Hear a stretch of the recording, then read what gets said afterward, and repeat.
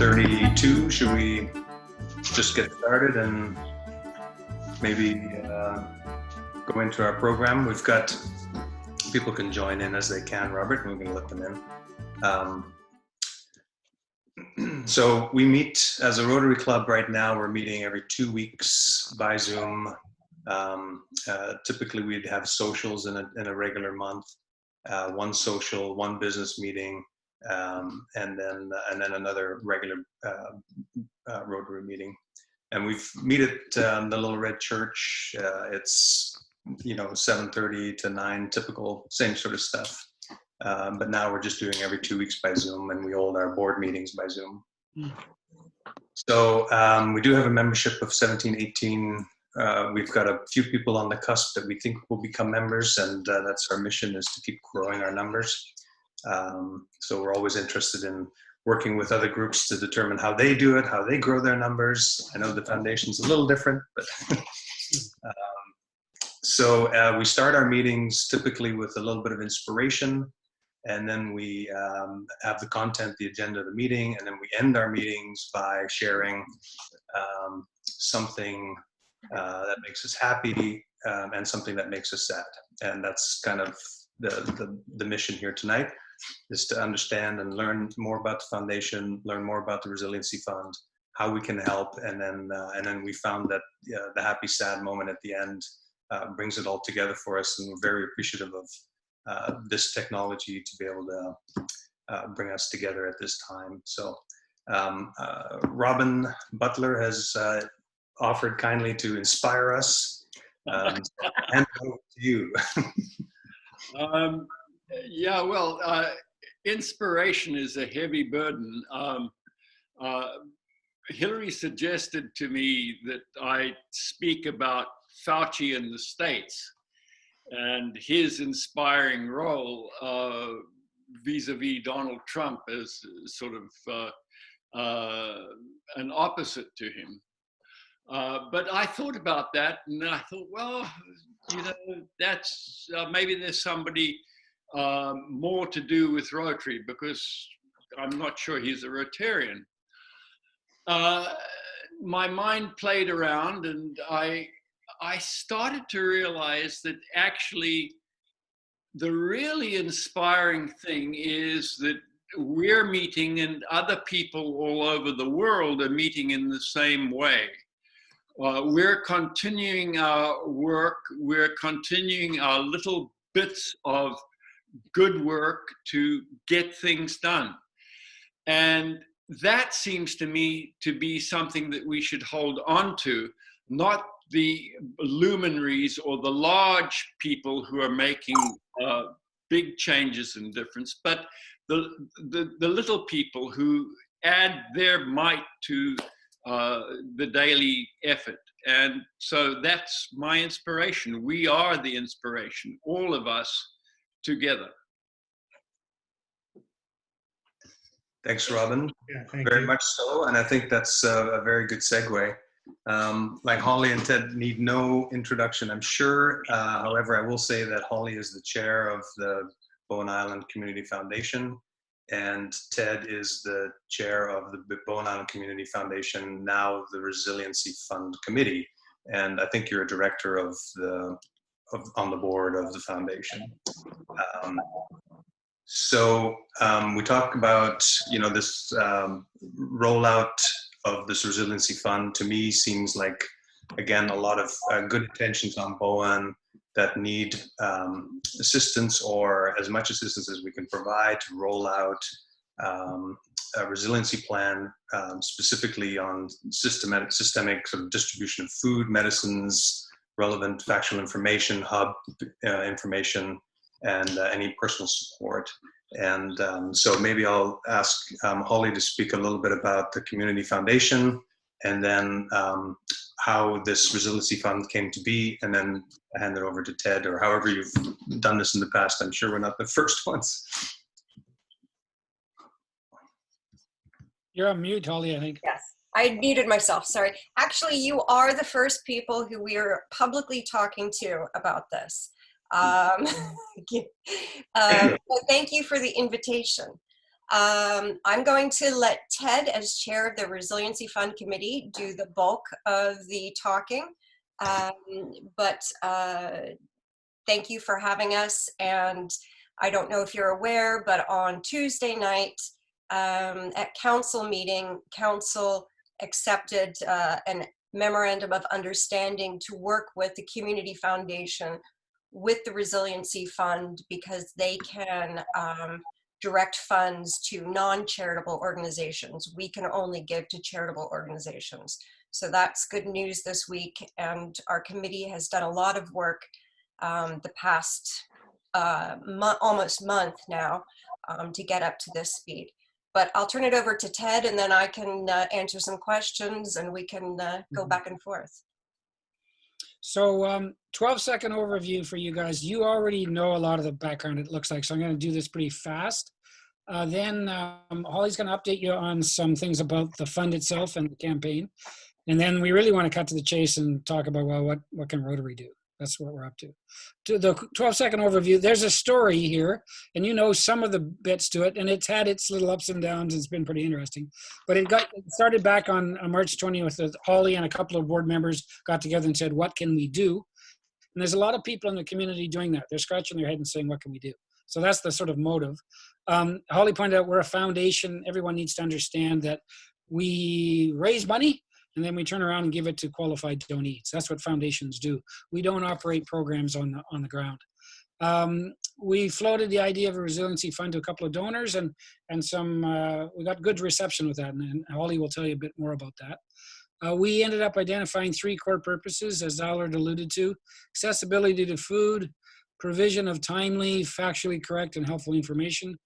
And the third one is provision of social support programs that would mitigate against the challenges of isolation, including mental health issues. So those are our 3 things that we think need to be addressed. We came up with 4 operating principles very briefly.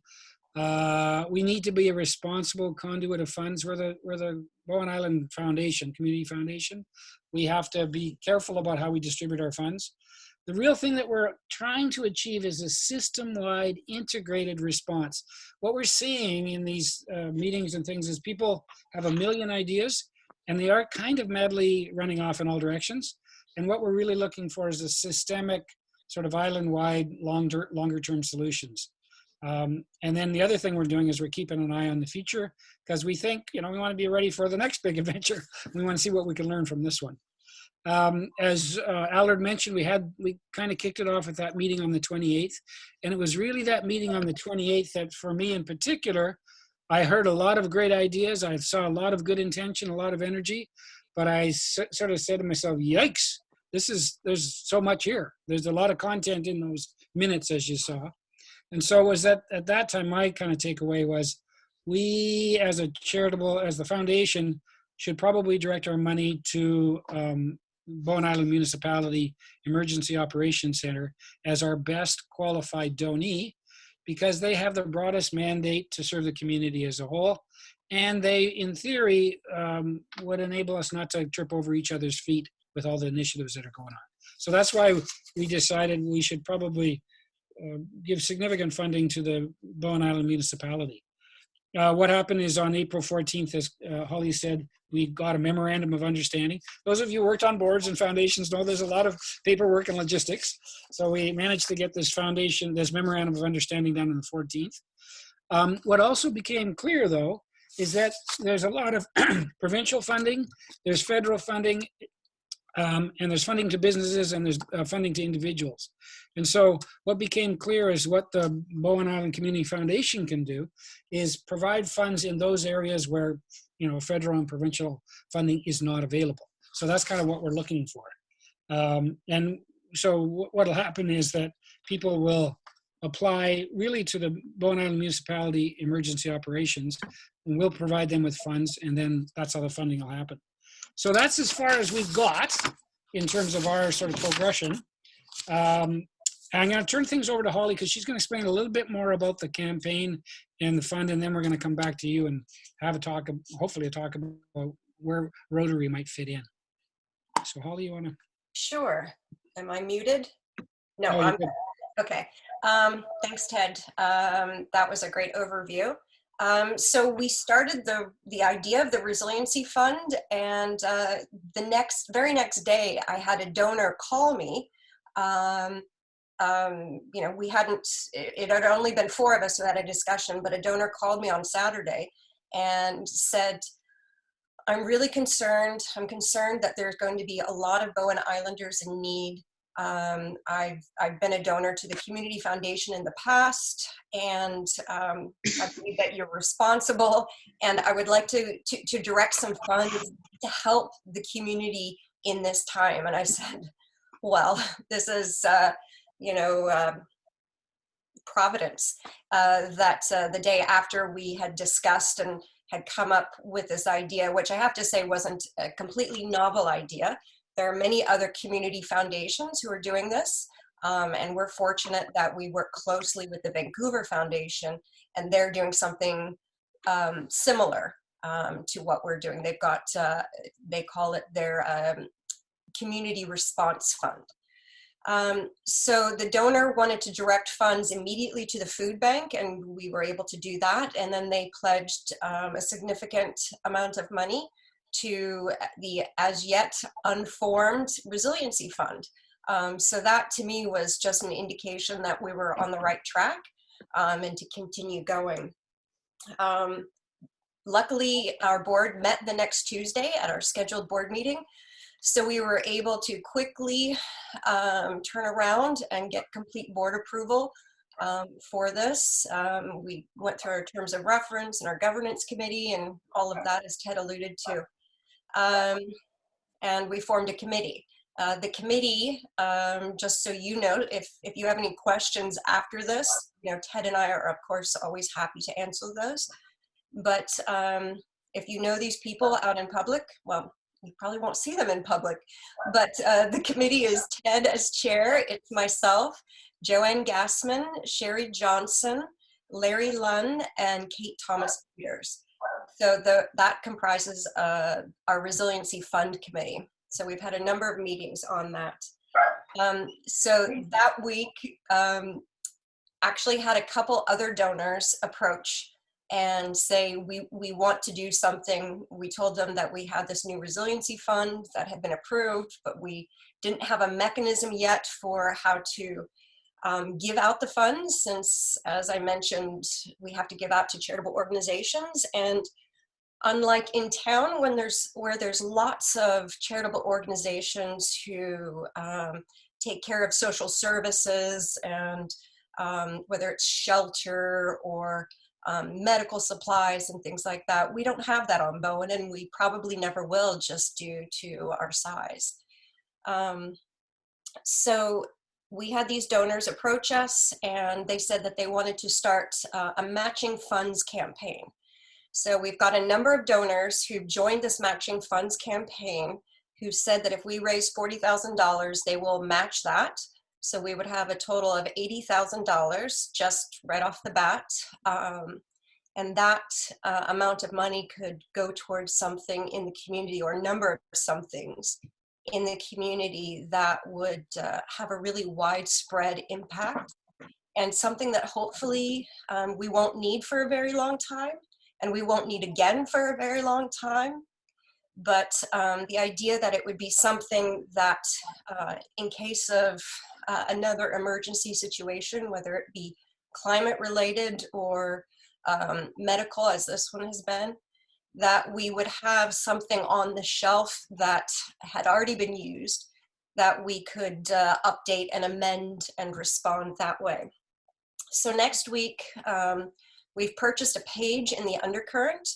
One of the things that we've committed to doing is the dissemination of valuable information, and we've recognized the role that the undercurrent has done in that. And so we have a page next week, and we're going to be putting more information out about the Resiliency Fund.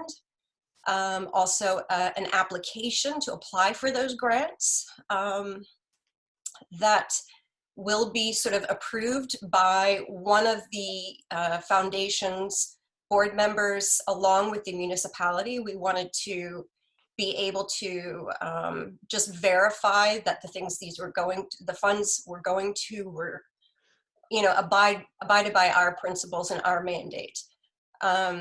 So we're going to be doing that next week.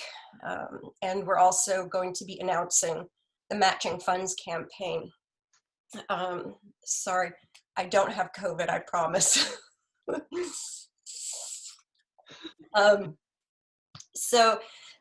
Wanted to let you all know that if you have an idea, and as Ted alluded, we hope that Rotary would take a leadership role and see if there's something that as an organization that you all could sponsor, get behind, help implement, and that you would also spread out through your networks and let them know about this, and hopefully get the word out about the matching funds campaign so that we can get these monies, out into the community and deployed.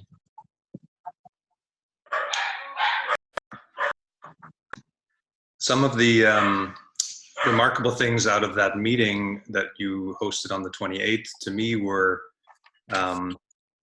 well, very specifically the idea of being able to establish a hub for communications, and establishing perhaps a hub for security as it relates to food. So should the stores feel like they needed to close out of security or safety, that there would be this overlying entity that could help transition, or at least facilitate the request for food with the supply for food, and thereby leave stores on Bowen still able to do business, but not physically in person. There would be this overlying system that allowed that to, that was, I believe that was one of the ideas that came out.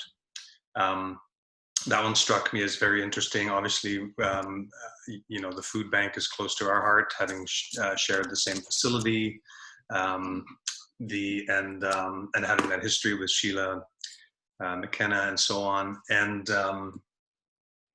then a few things that I was thinking about that the Rotary Club does typically, and I think what we do well, is we tend to, for the few people that we have, we tend to be visible, and we make a good contribution. You'll have seen AEDs all across the island. We run events really well, like Run for Rwanda, for example. We're responsible for more than half of the street signage, the safety signs across Bowen Island, trails, mapping, you name it. We're a visible group. And some of the things that we ask ourselves as to how, where are we going? These are mature programs. We've got internal funding again for more AEDs, which is an ongoing program. The signage addressing is a mature program, and we have our annual events. But we do ask ourselves where, what is 2020 going to look like, sort of pre-COVID? What do we want? What do we like to do? And the ideas that have come out of our meeting are to be able to help or facilitate sort of barn raising moments for people. If, we've thought about going to and offering, to paint certain buildings, or to, deal with upgrade or maintenance issues for seniors.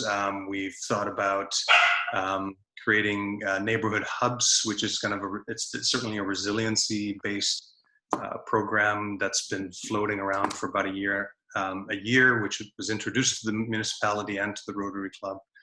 The idea of creating these secure or security oriented hubs in various neighborhoods across Bowen Island, where you would have certainly a physical sort of kiosk where you could keep certain stores or emergency service stores, where the kiosk itself could serve as a greeting place, not great in COVID, but certainly probably good in most other circumstances.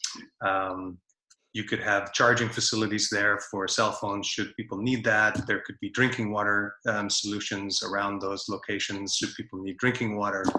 And so, we've thought about neighborhood hubs. I've made some progress on that end privately with our King Edward Bay and our subdivision here.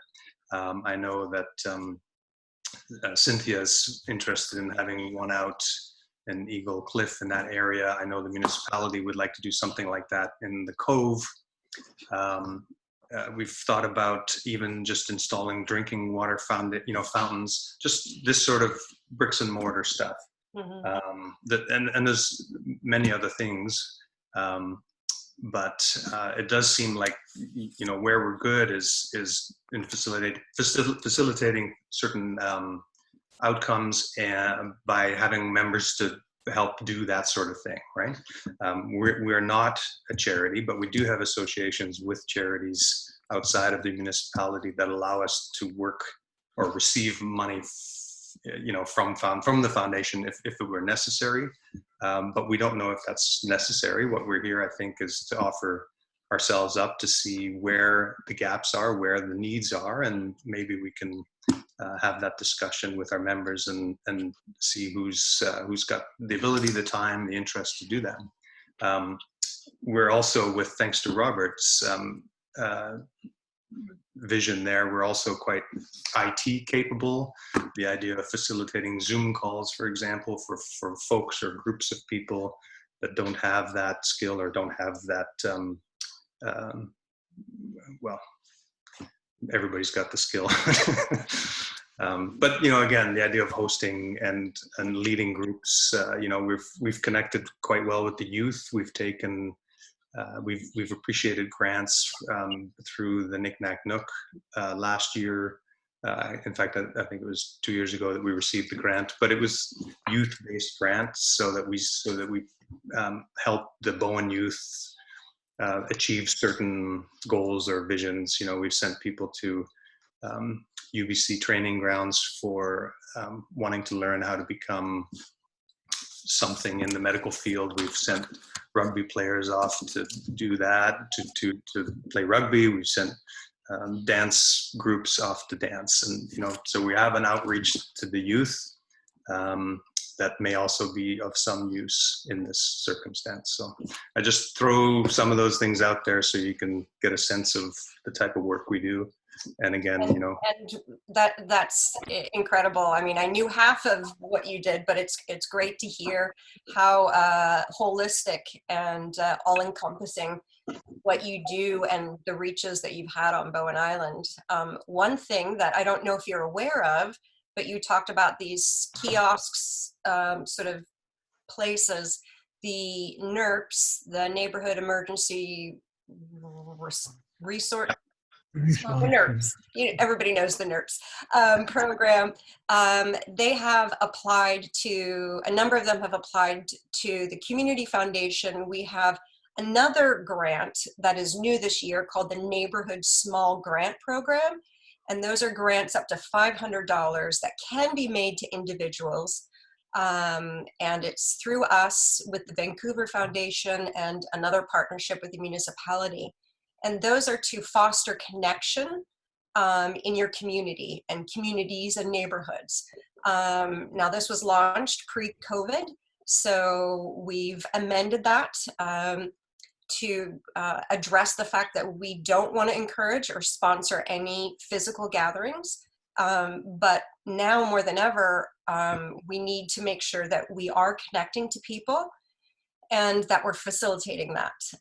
So one of the ideas was that neighborhoods, I think in Tunstall Bay they've done this, is put up a bulletin board by different mailboxes where information can be given to all the residents. Because not everybody is on Facebook, not everybody's comfortable and checking and knows where to go. Not everybody's comfortable, you know, Googling things. Some people may not even have Wi-Fi. I mean, I know it's a small percentage, but the idea that everybody goes to the mailbox occasionally, maybe not every day, but goes to the mailbox. And in an emergency situation, that sort of idea, you know, going back to basics, you know, not everybody gets the undercurrent either. But if we could have something that would be posted weekly by all the different mailboxes. That would help get information out. So that's one of the things that we're sponsoring, and I can see that that would be you know, a really good fit for some of the ideas that you have there with that. You know, yours is sort of that information board on steroids kind of idea that provides more than that. But, you know, we're thinking with little small grants and then people stepping up to help build those and install those. That would be a really great asset to the community, to get information out to the neighbors in a way that is safe, that is accessible to almost everybody. Yeah, the other aspect of this is that, and I think that's still within the mandate today, I'm not sure if it's changed, but in the last discussion, the Resiliency Fund isn't just a COVID resiliency fund for now, it's a resiliency fund for the long term. And so, you know, we think, well, these neighborhood hubs, these kiosks, these greeting places may not be appropriate at this point in time, but maybe a year from now, they would be very appropriate. And so, you know, it's still in keeping with resiliency in general, right? And so I think we're quite aligned with that. You know, our AED program, for example, in the long term, we might like to see, so some of the challenges that we see with installing AEDs on the island is that they tend to get installed in the communities that are successful in raising our matching grants to cover the cost of the AED installation. And so what's happened is we have 23 AEDs available to the public all over the island, but there are 2 just within falling distance from my house, you know. So there's gaps across the island where we could see AEDs where we're not able to raise funds because there are gaps there, right? We haven't had success. So again, I think it speaks to a resiliency, but a long-term program where we continue to work, you know, towards establishing sort of a saturation point of AEDs on Bowen. Mm-hmm. I love the neighborhood hub program. I'm just attracted by I don't know if you've ever seen the presentation that was done for the municipality, but it just feels like the right sort of thing for Bowen, especially you've got certainly these communities like the West Side and Eagle Cliff and areas where, you know, you've got this single access spider web of road. And if something were to happen to the road, you've got 500, 600, 700 people sort of isolated, right? And so having access to a hub where you might keep a chainsaw with some gasoline or, you know, stuff that you can use to help rid yourself of these places, these issues, right? Storage of water, storage of food, first aid kits, and all those things. So again, a longer term resiliency that I can see. So it's probably a 2-pronged aspect. One is to help immediately now with the rolling out the communication piece. Maybe we can do some installations of some physical sort of quick kiosks or bulletin boards, as you mentioned, right? And then work towards the longer term of establishing some more resiliency in those specific areas, right? Yeah, and I know that we would definitely appreciate you know, the volunteers stepping forward to do that, because as funders, we usually get people telling us what's a good idea and wanting us to do it. And as individuals, we are happy to do that, but as board members for the foundation, that's not our mandate. And so we don't actually do that. So that's refreshing to have people in a group come and say, we want to do something, and not just give you a great idea for what you should do. But Ted, I think you had some comments and some thoughts on this as well. Yeah, it might be a nice fit. Just talking is to, if the Rotary, you said you've got people and you've got IT capability, is what you said. You got 17 people, is that what you said? Yes. Yeah. So this is not a bad conversation. Hey, why don't you help put up all these bulletin boards? I don't know if that's interesting. What is interesting is that you guys are visible, like the names or the numbers on the driveways and the AEDs. So the Rotary clubs are putting up bulletin boards. Great. Or Holly alluded to weekly mailbox posting, like putting something on a flyer that makes sure it goes up. So those are possibilities. I want to ask you a confidential, premature, conjectural, speculative question. The reason this is, and I'm spitballing here, right? But here's the thing. This is what's puzzling. A lot of people have a lot of ideas, and we have these conversations about we need to do this, but we can't quite nail how to pull some of them off. So this is a for instance, but it needs to be confidential because, or it's speculative. Everyone has to understand it's speculative because who knows whether any of these ideas will fly, right? But here's a for instance. We talk about food security, and every once in a while we come around to this food delivery issue. And we haven't figured out what to do with the food delivery issue. You need to figure out, well, how much of an issue is it? How many people actually need food delivery to their doors? And then B, well, how would you do that? So one is, I think Albert might have alluded to a model where you have all the food at the public school underneath and then people come and pick it up. That's one. Another model is, no, they deliver to people's houses. And so what is happening right now, as you probably know, is the person up at Artisan Square is running around like a crazy person doing deliveries all over the island. And she's kind of doing it on her own. And she's kind of, it's a lot of work, right? So here's a weird question. What about the 17 Rotary people becoming drivers to do food deliveries around the island? What about that? Sure. The food bank, could I just say something here? I was talking to Sue Clark at the food bank, right. And she was saying something strange, which was that since the beginning of the new arrangement for the food bank organization, they've had less call right. for food than they had beforehand, and I was wondering why this was, whether it's just that people don't want to be named as being in need of help. It did seem peculiar that the food bank has actually got too many volunteers at the moment rather than not enough. Now I know what you're talking about is something slightly different, right? It's about it's related, that people are Explain how paying we get for. our food. Is that what you mean? Yeah, well, we've heard that too, that demand has gone down. So we don't know what to do about that. We say, okay, demand's gone down. One question is, is this food accessibility thing a real issue?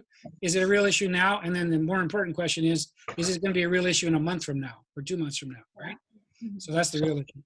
Yes, Robin, I saw you had your hand up, Robin. No, I just got corrected. I was just saying that in fact, because I'm somewhat compromised, we're being very careful about not going to the store. Right. So we're having a delivery from Fresh Street bring our groceries to our door. And in actual fact, we've discovered that it's cheaper to do that than for me to go into town and buy them in town. Yeah. Mm-hmm. So yes. I was just suggesting that we live in an extraordinarily privileged venue where these opportunities are open to us. Yes, and just to go back to Hillary's point about the decreased or at least not increased need at the food bank. The foundation has the Helping Hand Fund, which used to be called the Community Chest, which is a confidential helping hand to islanders in time of an emergency crisis need.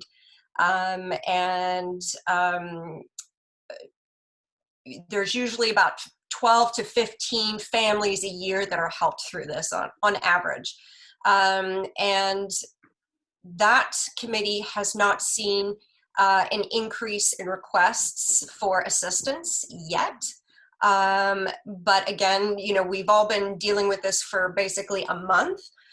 So people who have either lost their job or had significant decrease in their income probably haven't felt it yet, haven't experienced need, but we're assuming that they will come next month. I also had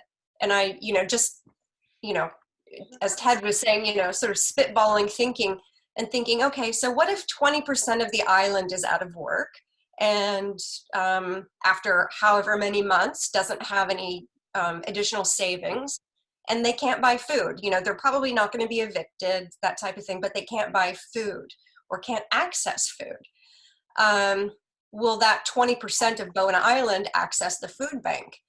And I was thinking, I doubt that they would. I would assume that most of them would use credit and do a number of different things before they actually got to the point where they had no other recourse but to use the food bank. That's just my personal assumption. I don't have anything to base that on. But the other thing, Robin, to your point about the fresh street delivery is, right now, there hasn't been any interruption in the supply chain for food, and the different companies are still making Dove soap and still packaging spinach and doing things like that.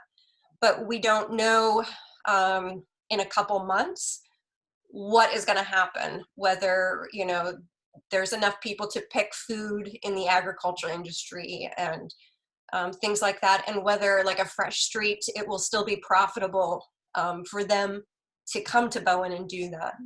So we sort of see food security and accessibility as sort of a two-pronged thing. They're very interrelated, but the access to food, whether that's being able to have food delivered to you, whether it's because you're immune compromised, or whether you don't want to go out into public, or then the issue of ability to obtain food, having the resources to obtain food. And that is, another big situation. And we don't know what we're going to see. We don't know if that's going to be something that we see. We don't anticipate, and we hope we don't see the need for providing, resources to buy groceries for a significant section of the island. But, we don't, just like everybody else, we don't know what to expect. We don't know what to predict. And so we're trying to, as rationally and reasonably as we can, say where are the gaps, and that we can help for a uniquely Bowen solution that would affect the most number of people on Bowen that we could do that. I mean, there's federal and provincial programs. I would imagine that some people might move back to town if they can't live on Bowen. And then there are social services available in Vancouver that aren't available on Bowen.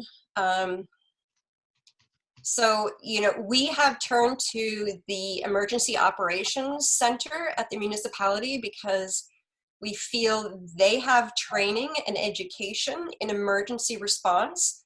And we are hoping that they become sort of the information clearinghouse and database as to what's going on and the responses and the need. Right now, we don't know all the different people who are doing things on Bowen, and it would be great if we could combine our efforts to get the best impact, and so that we're also not hindering somebody else from contributing there. Yes, Hillary. This fund that is now being transferred to the municipality, is that available only to organizations, or is it available to individuals as well? Do you have to be available? No, it's available to anybody, individuals, businesses, organizations, charities. Again, we want to make sure, I mentioned the word business. We aren't going to subsidize somebody's business. That's not the intent of this fund.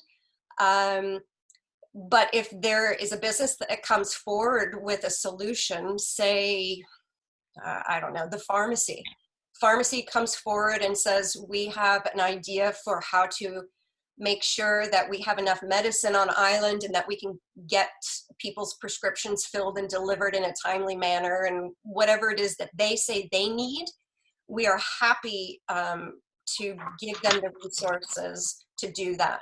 So, and it doesn't, and in my mind, it doesn't have to be a big, grand, shiny idea. It can be a very simple idea. You know, sometimes these ideas are, you know, beautifully simple. You know, hence this sort of information kiosk or delivery, and you know, providing ways for people to get information and for people to give back. You know, this Zoom call, you know, we're able to be giving back to one another in our community through this. So, yeah. Great, thank you. Can I have 2 points. One, a point of information. I was in the Ruddy about 2 days ago, and they were out of several things in the Ruddy. And I said, oh, when are you getting it in? And they said, we don't know, the supplier has canceled delivering to Bowen Island. Yeah. Okay, and so it's a point. Somebody brought up something about food supply and that, so we need to be aware of that. The second point is there are a fair number of people who are going through tough times with finances, businesses and individuals. And I wish Dennis was still here. I would turn to Dennis and say, would you advise people on how to write the grants or who to contact? We need a central point where those people can at least turn to somebody who can negotiate the internet in order to get to those things. Well, that's the grant application is going to be very simple. Name, address, email, telephone number. What's the problem? What's your solution? Who's going to do it? How much do you want? Are you getting any funds from anybody else? And when is it going to be done?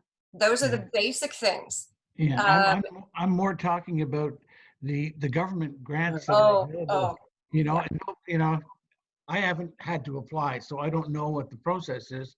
But there are individuals who I used to employ, but no longer come to the house because of COVID, and I don't know how they're making ends meet. Yeah. But you know, a lot of them are not computer savvy, and getting to know how to get to there, or to, you know, if I'm running a business, how can I, or where do I go to access programs that'll help me keep people employed, that kind of thing. It's informational stuff. Yeah, and I do know the Community Economic Development Committee, which is a municipal committee, has been having weekly Zoom meetings on Wednesday mornings, where they have been talking about those very things. Yeah. And again, this is just a really great example of the fact that, you know, if you don't know that, you know, you don't know what you don't know. And in fact, if you don't know that that's occurring, you don't know what those sources of information are. And they are proposing that they put together and have some experts who can actually provide advice and assistance to people navigating through that process. You know, that might be a good idea for the bulletin board you were talking about, to be able to put that information available. Yeah. Where do we go? Yeah. Can I ask a related question then? So I want to know if I have this right. You're saying, well, what the Rotary does well is we got 17 people and we like to do stuff. We like to make stuff happen. So we've got, in theory, some volunteers ready to go. There's a couple ways to go. One is we can come up with some ideas. Can you do this? Can you do this? And keep asking you. And you say, if you like it, you do, or you don't, you don't. Or the other side is, no, you come with us. No, we actually want to do this because we got it all figured out. So, but just to go back to, so some of the ideas that just came out listening to you guys was, there's a distinction between, Holly was talking about this business group, and they're hot to trot. They're moving along. and they're probably going to Okay. come up with some kind of business consultancy plan Okay. That's to help the wonderful. businesses. But you were kind of talking about individuals, I think. Yeah. And so now I'm wondering, okay, can you guys be digital buddies? So what I mean is somebody says, I don't know how to apply for the SERB grant or whatever the heck it is. And so you guys want to come up to speed on the federal SERB grant. And we go, not we need one of you to be the coordinator. And you say, talk to Allard, and Allard's going to hook you up with Robert, and Robert's going to walk you through the SERB application. So I don't know, is it those kind of things that you're interested in doing, or that you think you have the capacity to do? I'm just asking. Yeah. It's a heck of a spitball. Some of us, There's no doubt that we have those kinds of skills in the group. And I think typically what we would do is we would take on these initiatives, we'd discuss them as a group, Right. determine what ones we feel are right, and then put lists out there for those who can help. So in the case, you don't have 17 drivers driving pharmacies around. You might have 3 or 4 of us saying, yeah, I'm comfortable doing that. Certainly as it relates to finance or IT or anything like that, there could be a few of us that would have the time to be able to, immerse ourselves into these grant applications so that we can become the experts on that, or the go-to people on that, and that could be advertised, right? But I'm sure that there are already some pretty, like the Undercurrent, for example. If you go to Undercurrent online, it's a great resource for those types of things. So we have to figure out what it is that we're actually doing, right? We're great post hole diggers. Oh, we can hold like you wouldn't believe, So we're certainly nuts and bolts people, and can put up kiosks and deliver brochures to kiosks and messaging to physical messaging. Again, we would run our schedules so that we could help facilitate timing with scheduling and so on. We have Catherine Epp works at the pharmacy, so she's a member, a Rotarian, and so I'm sure that sort of piqued my interest. If there was some plan there, again, who knows, right? But, What about this? So it'd be kind of nice if the Rotary people had one project that was visible. And so let's say you get together with the NERPs, and you guys are the construction people who put up the bulletin boards. And he says erected by Rotary, right? And I don't know, Holly would know better how this fits, because I know there's an application coming forward from a bunch of NERPs to say, let's put these community bulletin boards up. So maybe you match up with them and you go, we know how to put those up because we got a way of doing this. I mean, and I'll leave that with you. I mean, you guys obviously have to figure it out yourself, but yeah. Ross Patterson is one of our members, and unfortunately he's not here tonight, but he is a real go-to person for that kind of thing for us. Certainly, Robin and I would not be putting up post holes, yeah. Yeah, no, but what Ross does well for us is he organizes us into specific tasks. Right. So there's a 2.5 week period every summer where we work at the bottle depot, and that's revenue for us, right? And so Ross runs the schedule for that. He's the front end for the club as it relates to the recycling depot. And that's a lot, that's 2.5 weeks of 2-3 hour schedules, and he's managed that. So I think he can help manage, and I don't want to speak for him at all, but he might be able to help manage a revolving schedule for us where we could be available in labor, or, those that are available to drive around can drive around, those can do. Well, and the idea too is that there might be a way to be involved with this that wasn't just the one-time installation. Hillary and Robin, if there's every week on that information kiosk board, that there is a page from the Undercurrent to be put up, and something from the municipality, having somebody go to their mailbox and take that and put that up, or go to the mail, the couple different mailboxes in their community, just walk and staple that up. That is of a huge assistance if we know we've got the people going and doing that type of thing. So, it could be sort of adopt a board kind of, adopt a highway, adopt an information board kind of thing. Yeah, good idea. Let me try to address Ted's answer by talking a little bit about how I see the club working. And I've been around since I'm a charter member of the club. And people wonder what Rotary can do for them and for the community. The way to understand what Rotary is capable of doing, particularly this club or any club, is to know how Rotary works. And we have the answer to that at our website, where we talk about the principles of Rotary. To understand what we even can take on, you need to know the object of Rotary. You know that we subject ourselves in all of our thinking and decisions to what we call the four-way test. But the most important thing here is our various avenues of service, which includes club service, vocational service, community service, which is largely what we're talking about here, international service, and you've heard us talk a little bit about youth service.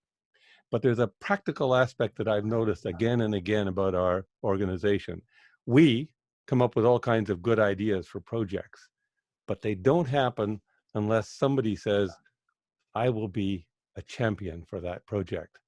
The windmill that supplied water so that a community in Shluvel County in South Africa could have a fabulous garden to allow the grannies to be able to grow vegetables because they had so many orphans due to HIV, was done entirely, really, by the incentive and drive and will of Sheila Webster, who's sitting here with us.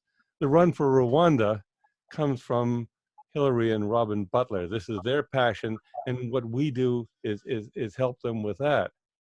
Bon has a heart condition, and he understood about the AEDs and said, my gosh, I can't apply this to myself. Maybe if I put it outside, the neighbors can apply it to me if I need it, but then they could have it as well. And then he says, but this should be in every neighborhood on the island.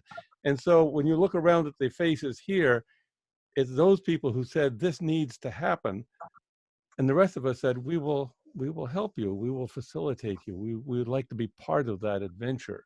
So I find that, first of all, you really need to know what Rotary can and can't take on, and that's at the website. And then the thing is seeing somebody who is going to make it enough of their passion that other people will join them in it. And that's the way this funny little club, smaller than most, has been able to accomplish as many actually extraordinary things as it has. And the other thing I'd like to mention, and I'm not the one to speak about it, is Rotary has its own foundation. And others here can talk about how money comes from the clubs into the foundation, how it's processed, and how it comes back to the various districts, so that actually we can multiply ourselves by using that as well. So that's part of Rotary. If you want to really know how Rotary works and how we accomplish things, it helps if you understand a little bit about that. There's not exactly related, but it's been in my mind that on the island, there's a couple of other organizations that have been dealing with resilience, one for some time and one more recently, and that is the Bowen in Transition group has been here accomplishing a fair amount over the past few years. And lately we've heard a lot and good research from the food sovereignty folks. And I'm wondering what the connection between the foundation and those organizations are, and how that's working to pull this whole concept of resilience in the island together.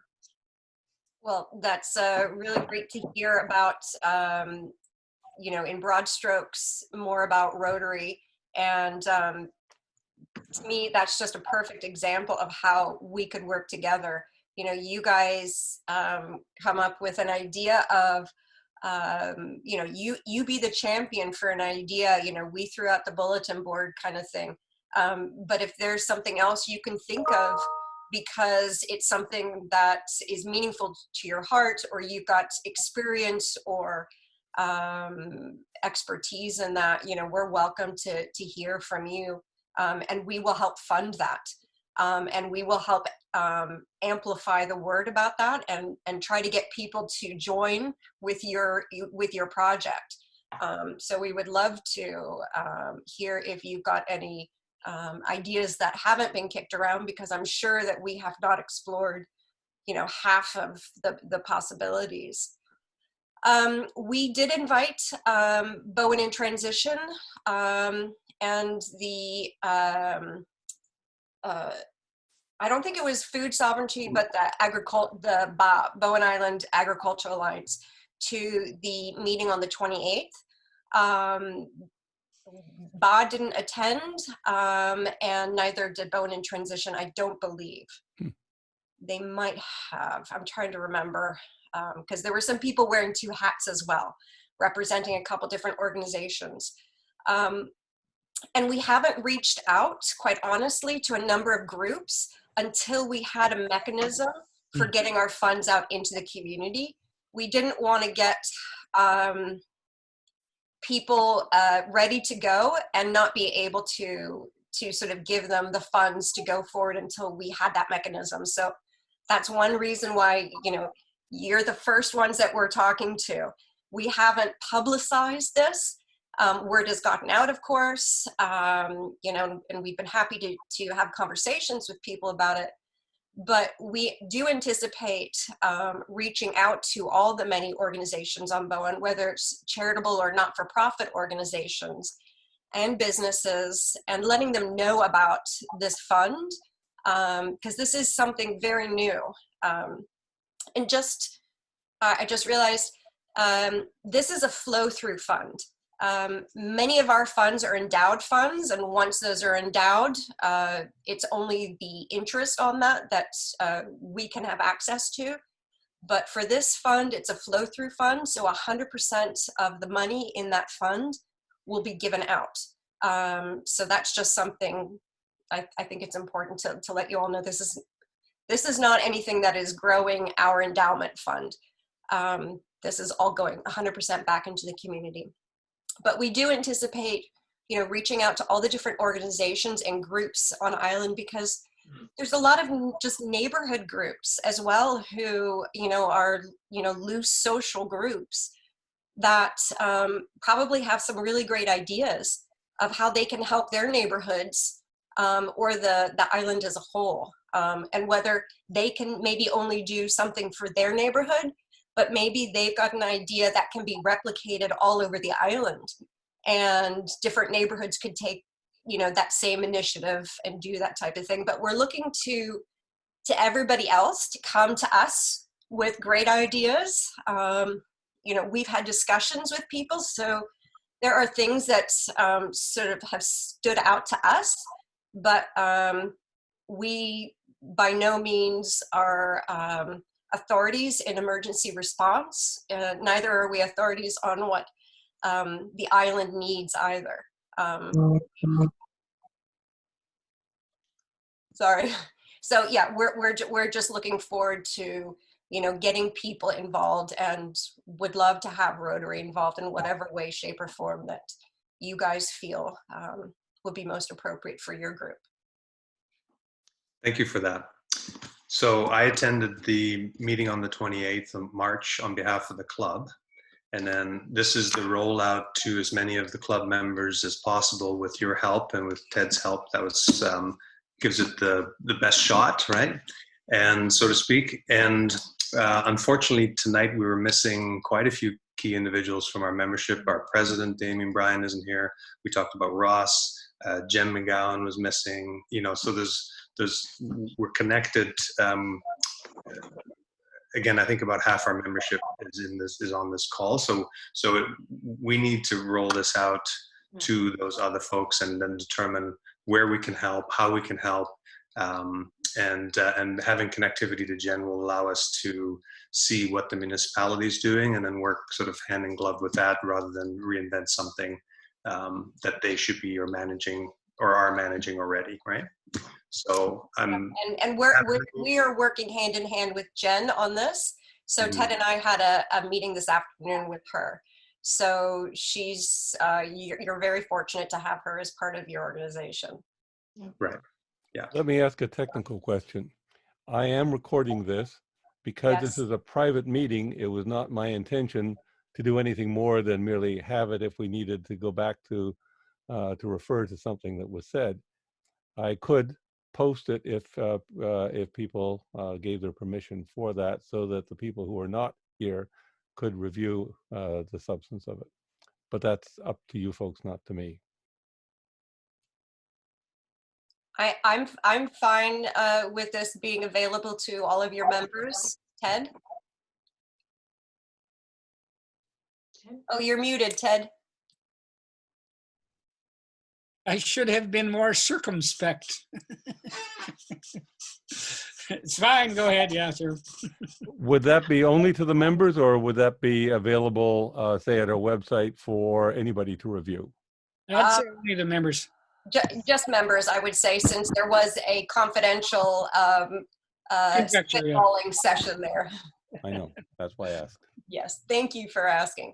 But yeah, I think for your members, that's fine, because it was all within the overarching idea of throwing around ideas of how, what we're doing and what the different organizations and individuals on Bowen might be able to do. It's been helpful, Robert, your background, and Allard. I do now have a better sense of how you folks operate. I'll look at the website again.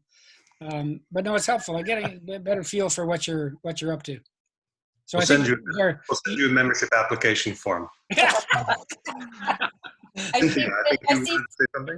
I see Cynthia had her hand up there. I did. Yeah. So I'm a member of the NERP in Eagle Cliff.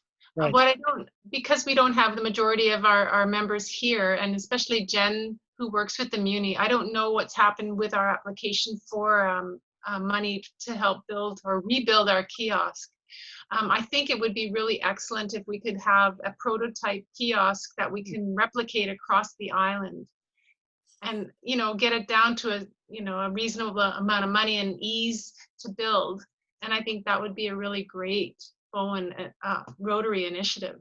Yeah, and you've got Ross, who, correct me if I'm wrong, is very proficient in carpentry, and I'm just volunteering him to do a prototype there. Well, you've also got Steve Trend, who is pretty well versed in the arts of construction. Oh, fabulous. And Peter Matthews. And, oh yeah, right. Peter's not here, but he's represented by Susan. Yeah, I mean, that would be amazing to have you all come up with a prototype and be able to, have that replicated, and whether it's the instructions, give those instructions to other neighborhoods so that they can create it. Yeah. So it's easy, it's efficient, it's we also are in need of an AED at our site. It's probably one of the only neighborhoods left that don't have one, but we had a really great talk about a year ago from a UBC student who had won a competition, I believe, for these neighborhood hubs in Victoria. She had erected one, and there was another one in Oak Bay. Yeah, in Oak Bay, but I thought there was one in Vancouver somewhere as well, and it was so good. It had the capability of I think it had solar panels that could help to generate some electricity or some power to charge phones or devices, storage for emergency equipment, like just what's a little bit beyond a bulletin board. I mean, so we might be aiming a little bit high on our site, but I mean, I think as a communication hub, primarily is the important thing right now. Well, so. And the idea that maybe if the prototype was something that could be upgraded in the future as neighborhoods wanted and saw fit, would be fabulous. Yeah, it would be really great. But yeah. Anyway, first stage is the communication thing, and I think we can probably roll that out. And I think it'll be accelerated because of this crisis right now. The fact that everybody's at home kind of going, oh, what can I do? is also helping, right? Yeah. Maybe one of them will be upgraded into a community center. With a pool. I would love that. But. Yeah, 300-meter pool so you can stay 6 feet apart. Well, you're all welcome to join me in my pool after this meeting. Great. You used to have sun on your property. Yeah. So, does anybody have any other questions for Holly and Ted? I'm kind of aware of the time. And Looks like Hillary's got a question. Hillary. Just where those applications are, like you said that you just needed to have your name and your idea and how much you needed and what you wanted to do and all that. Where is that? Where is that form? That form is on my computer. Oh. It will be published next week in the Undercurrent. Oh, okay. Currently, You did say you that. can go to our website and you can see a short outline of the Okay. Resiliency Fund, and you can donate through our website. But that application form will be on our website. It will also go out. We're coordinating with the Muni for their weekly, I think it's called Minutes from Municipal Hall email that goes out to people. So we're going to try and coordinate getting that application out, and it will be on our website too, but it's not there yet. Okay. Okay, I can't find it. Hillary, did you have a question?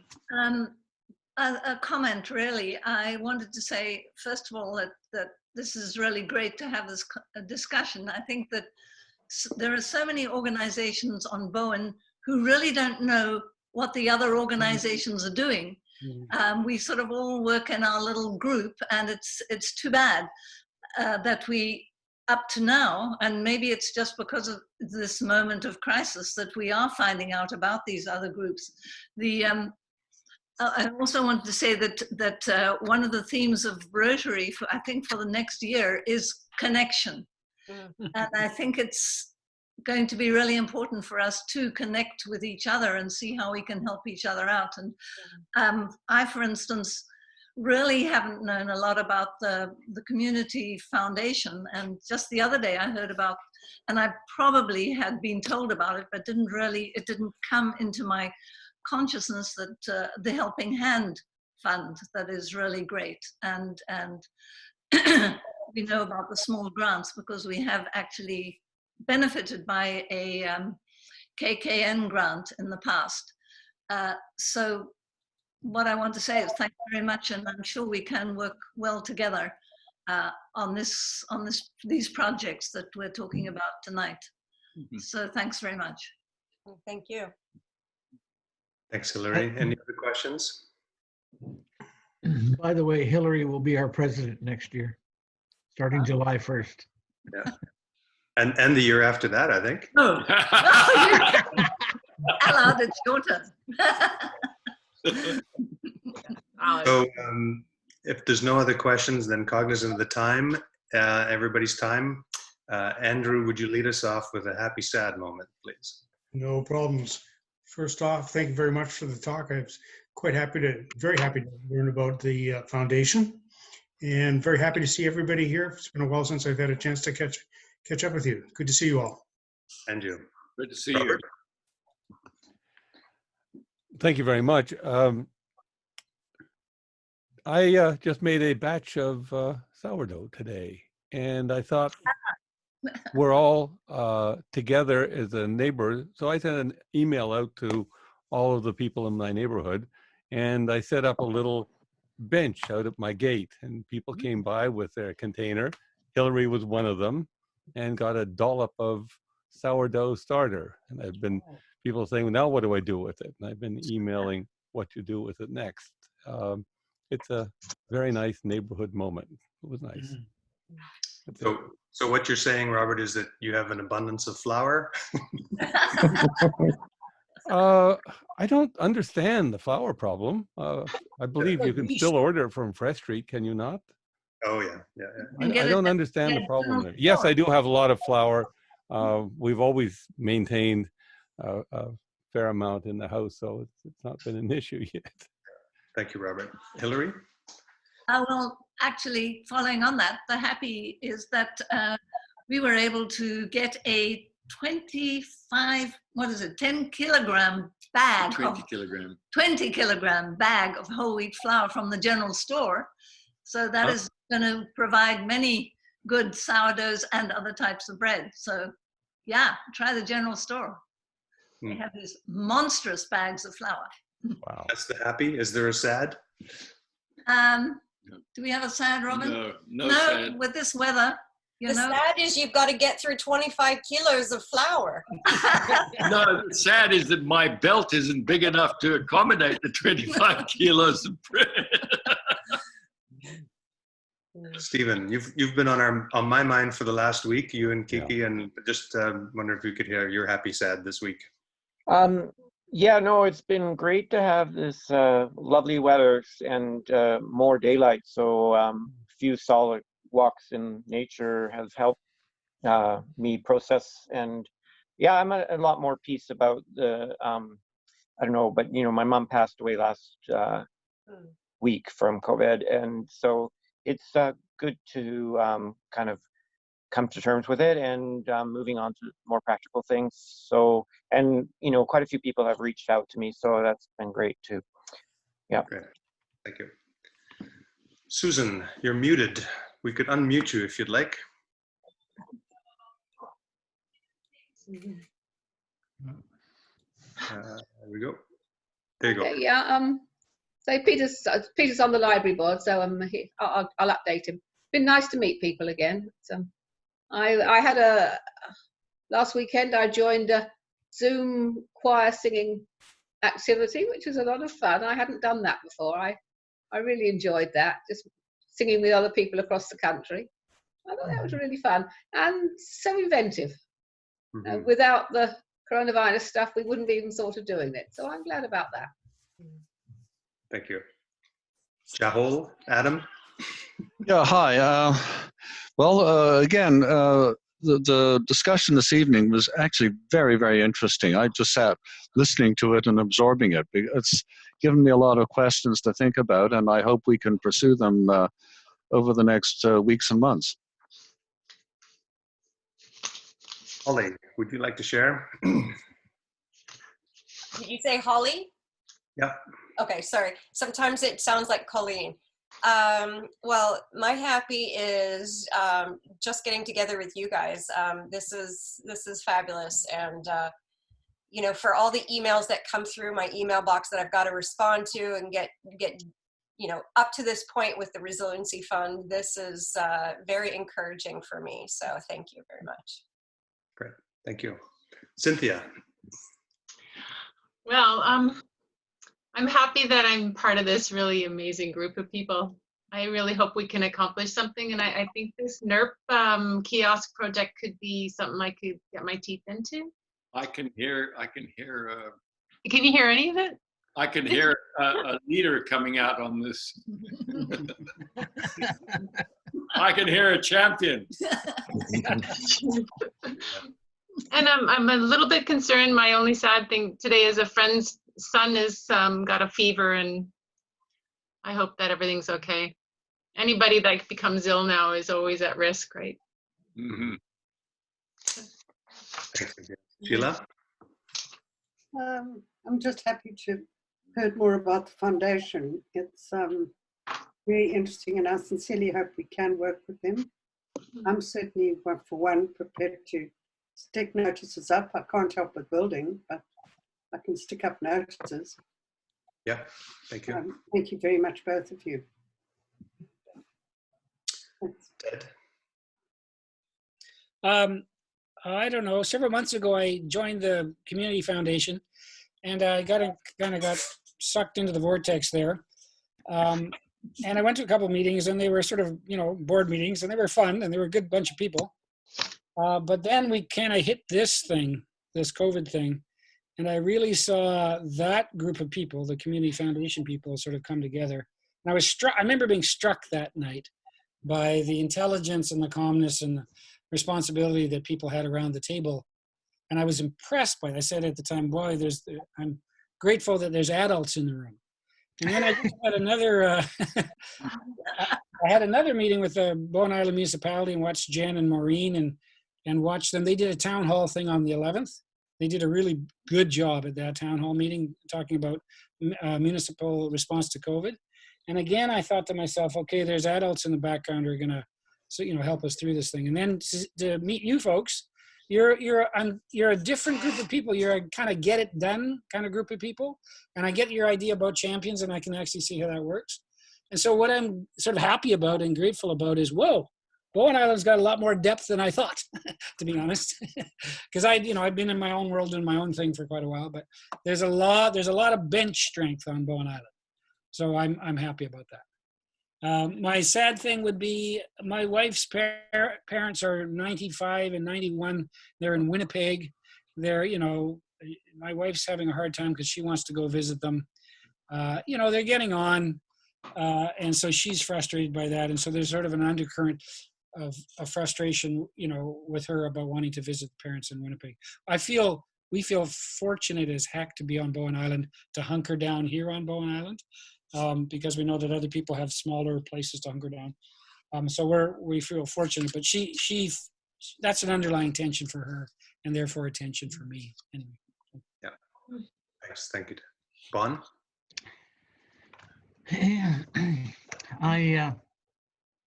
I was just thinking, I always try and look for the silver lining in the what's going on, and I hear how the earth is recovering. Nature is actually taking over again, while we stop our gas guzzlers and all the other consumption that we like to do. And so there is a positive to this, and I hope we learn that we don't need everything that we keep being told we have to buy. And so I'm hoping, I have hope that coming out of this, that people are taken care of, but can find a way to consume less and take care of this incredible blue marble. And it's rotating at roughly 1,700 kilometers an hour and going around the sun at 107,000 kilometers an hour. We lose sight too much that all the little problems that we create, not so much that the earth creates. So that's, to me, it's an up thing, as part of that.